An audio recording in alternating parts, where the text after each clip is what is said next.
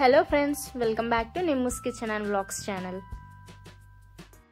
ఈరోజు నేను చూపించే రెసిపీ వచ్చేసి రవ్వ మసాలా పూరి.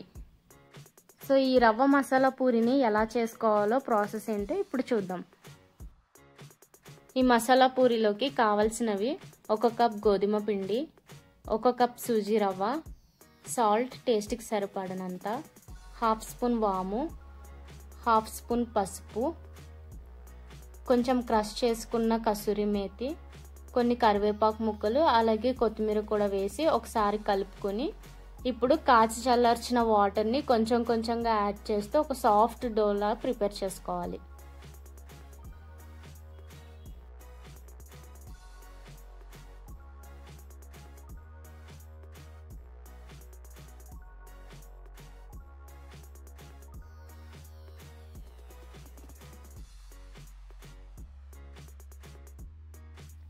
మధ్య మధ్యలో ఇలా హ్యాండ్కి ఆయిల్ని అప్లై చేసుకుంటూ సాఫ్ట్ టెక్స్చర్లో కలుపుకోవాలి.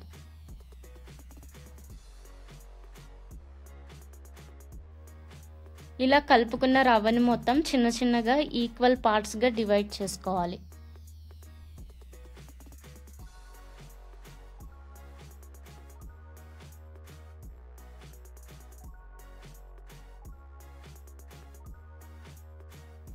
ఇప్పుడు ఒక రవ్వ ముద్దని తీసుకుని కొంచెం కొంచెం ఇలా పిండిని వేసుకుంటూ పూరిలాగా చేసుకోవాలి.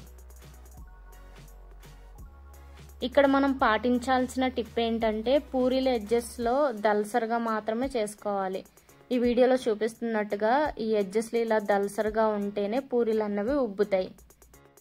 సో ఇదే ప్రాసెస్లో మిగతా అన్ని పూరీలని కూడా చేసుకుంటున్నాను.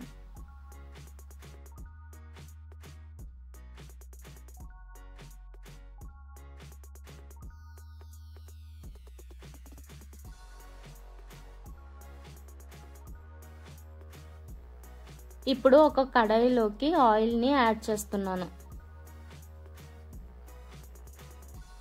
ఆయిల్ కొంచెం హీట్ అయిన తర్వాత మనం ప్రిపేర్ చేసుకున్న ఈ పూరీలని వేసి డీప్ ఫ్రై చేసుకోవాలి.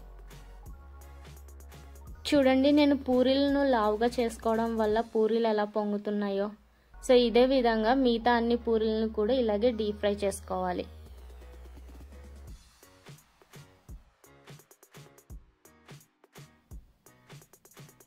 చూసారు కదా, చాలా ఈజీగా సూపర్ టేస్టీగా ఉండే ఈ రవ్వ మసాలా పూరి రెడీ.